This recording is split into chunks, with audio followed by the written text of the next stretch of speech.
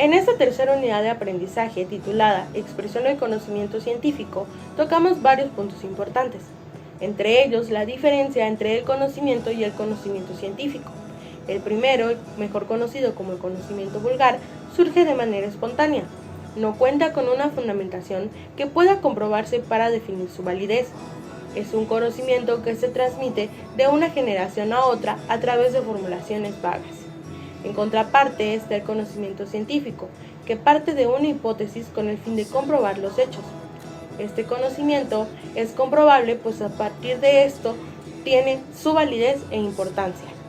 Y a diferencia del vulgar, el conocimiento científico estará enfocado en explicar la verdad, sin alteraciones o intervenciones de opiniones personales.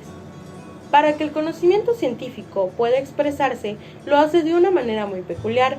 He aquí la razón de este trabajo, en donde vamos a exponer los 8 elementos diferentes para la expresión del conocimiento científico. Y, a manera de cierre de la unidad, estaremos tocando el tema del plagio y la ética de la investigación, en donde trataremos su importancia en el campo de la ciencia, el cómo detectarlo y soluciones para evitarlo. Para llegar a los conocimientos que compartiremos a continuación, consultamos los trabajos de autores como Ander Egg y Miranda Montesinos, siendo estas lecturas el fundamento principal para este proyecto. A pesar de que el uso de la tecnología hizo posible la realización de este trabajo, en donde las participantes colaboraron desde su residencia, como implicaciones podemos mencionar la elaboración de los videos y posteriormente su edición, puesto que son materiales con cierto grado de complejidad al manipularlos. A continuación, expondremos los puntos más importantes de la investigación realizada. Como hemos estudiado, el conocimiento científico es una de las formas que tiene el hombre para otorgarle un significado con sentido a la realidad, el cual se genera por procesos metódicos de observación, descubrimiento, explicación y predicción de la realidad. Ander, en su obra Técnicas de Investigación Social, nos menciona que la expresión del conocimiento científico puede llevarse a cabo de 8 maneras distintas, las cuales detallaremos y explicaremos en breve. Comenzando por el primer elemento, tenemos a la teoría, que en palabras de Kaplan, citado por Ander, nos menciona que la teoría representa la dimensión simbólica de la experiencia. Él nos menciona que hay que comprometerse a teorizar. Esto significa que no solo es aprender mediante la experiencia, sino es tomar conciencia de qué hay que aprender. Para Wallace, las funciones que las teorías cumplen dentro del proceso científico son 2. La primera es explicar las generalizaciones empíricas conocidas y 2. Predecir generalizaciones empíricas no conocidas aún. Kahn, citado por Solás, San José y Gómez, mencionan que las características que una buena teoría científica debe tener son precisión, coherencia, amplitud, simplicidad y fecundidad. Un ejemplo de este elemento sería la teoría de la evolución, ya que ésta se basa en los cambios que se ha experimentado por el ser humano, que de la misma manera predice que cuando un ambiente sufre un cambio, el ser humano se tiene que adaptar.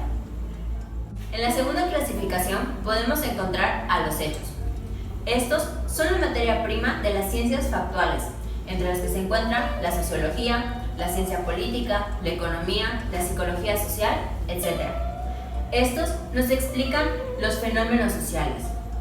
Los hechos son una clase de objetos, pero ¿qué son los objetos? Es todo lo que puede ser o es tema del pensamiento o de la acción. Bunge, citado por Ander, nos menciona 4 clases de hechos. El primero es acontecimiento, que es aquella cosa que tiene lugar en el espacio-tiempo. 2. Proceso, que es la secuencia de acontecimientos. 3. Fenómeno, que es la ocurrencia sensible. 4. Sistemas concretos, que son las entidades o cosas físicas distinguidas de los sistemas conceptuales. Un ejemplo de este elemento es el hecho de la llegada del huracán Gilberto en el 88, el cual marcó un precedente y enseñó a cómo estar preparados en este tipo de fenómenos. En la tercera categoría categoría se encuentra la clasificación y generalización, la cual Ander asegura que la clasificación es la forma simple de analizar y sintetizar. El problema científico o filosófico de la clasificación recae en establecer los criterios para ella. La generalización trata de la extensión de resultados de la observación de casos singulares a todos los casos. Mediante las empíricas es posible establecer la conexión entre las propiedades. Existen 5 formas y niveles de generalización, entre los que se encuentran la formación de conceptos, la formación de categorías, la elaboración de tipos, la deducción de constantes y la formulación de leyes. Un ejemplo de esta clasificación serían los distintos tipos de levantamientos armados que han ocurrido en Latinoamérica, ya que estos comparten características similares. En la cuarta clasificación se encuentran los principios y las reglas. Los principios son utilizados bajo el concepto de lo que es un fundamento, ya sea de un presupuesto de una actividad lógica o de una acción. Se suelen formular como declaraciones generalizadas y abreviadas referidas a algún aspecto de la realidad social, a valores o directivas para la acción. La regla es un precepto usado para ordenar, siendo igual un método al cual seguir. Hay 3 momentos para el proceso de toda regla: qué se ordena, cómo se ordena y para qué se ordena. Como un principio básico que la ciencia del derecho nos menciona, el primero en tiempo es primero en derecho, el cual se refiere a que si 2 personas realizan una misma acción, la primera en realizarlo será la acreedora de los derechos que conlleva esta acción. Continuando con nuestra explicación sobre los elementos para la expresión del conocimiento científico, mencionaremos a los supuestos y los enunciados. Los primeros, los supuestos, son enunciados que se consideran verdaderos independientemente si se hayan demostrado que lo son o no. Ortega y Gasset, citados por Ander, mencionan que el supuesto de un pensamiento es con lo que se cuenta y no necesariamente está expreso o tiene una evidencia. Por otro lado, los postulados son proposiciones cuya verdad es admitida sin pruebas o fundamentos. Los autores Solás, San José y Gómez, en su trabajo sobre el conocimiento científico y sus elementos, nos citan a Holton y Brush, quienes afirman que el término postulado se utiliza dentro de las ciencias físicas para hacer afirmaciones de generalidad fidedigna en carácter cualitativo. Un ejemplo de este elemento podremos mencionar como los postulados de la teoría atómica de Dalton, en donde se explican las leyes fundamentales de las reacciones químicas. Leyes. Las leyes son otro elemento que nos menciona Ander. El concepto como tal está estrictamente hablando sobre las leyes científicas. Las leyes son enunciados universales en los que se afirma una conjunción constante entre fenómenos, situaciones, propiedades o cosas comprobadas científicamente mediante una investigación sistemática. Girardi, citado por Solás, San José y Gómez, menciona que las leyes son de carácter provisional y limitado.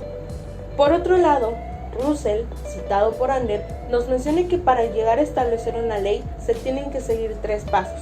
El primero es observar los hechos significativos. El segundo es la formulación de hipótesis que, de ser verdaderas, deben de dar explicación a los hechos observados. Y finalmente, el tercer paso es, a partir de esas hipótesis, deducir posibles consecuencias que se pueden comprobar mediante la observación. Como ejemplo de las leyes tenemos las leyes de Newton o la ley de Coulomb. Tipos y tipología. Según Max Weber, citado por Ander, el tipo ideal es un esquema interpretativo, un instrumento de conocimiento o un marco de pensamiento. Los denomina como tipos ideales en el sentido lógico del término, como una explicación de determinados fenómenos sociales.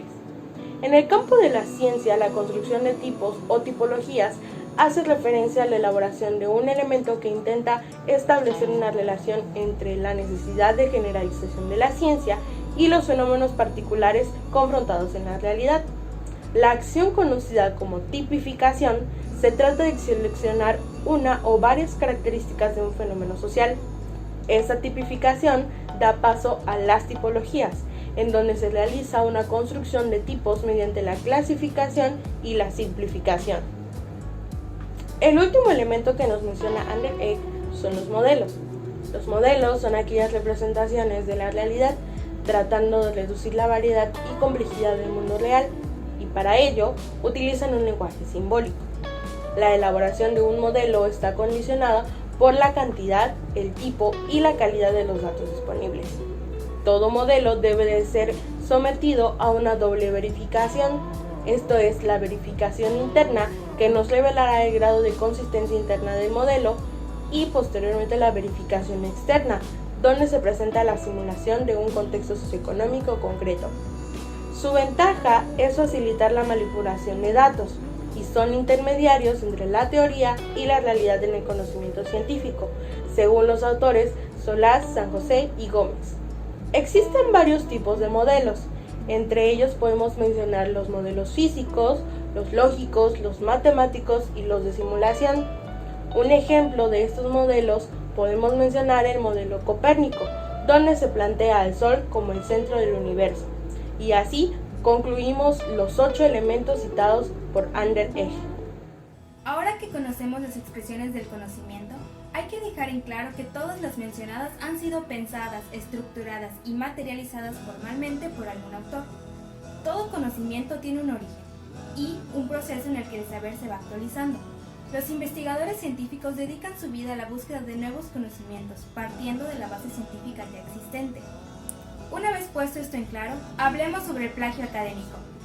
Diversos autores como Miranda y Rojas Solarte concluyen que el acto de plagiar es hacer pasar como propias las ideas de alguien más, es decir, apoderarse de ellas, tomarlas sin permiso y usarlas para beneficio propio y posteriormente presentarlas como si fueran nuestras, llevándose el crédito del trabajo de alguien más. Miranda parte de diferentes puntos para hablar de plagio. Primeramente, ¿por qué es malo e inmoral el plagio?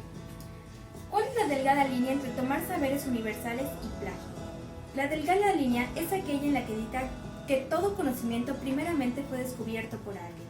Ese alguien se tomó la molestia de someter sus hipótesis a exhaustiva metodología, que actualmente se da por hecho, pero que merece llevar el reconocimiento de su labor.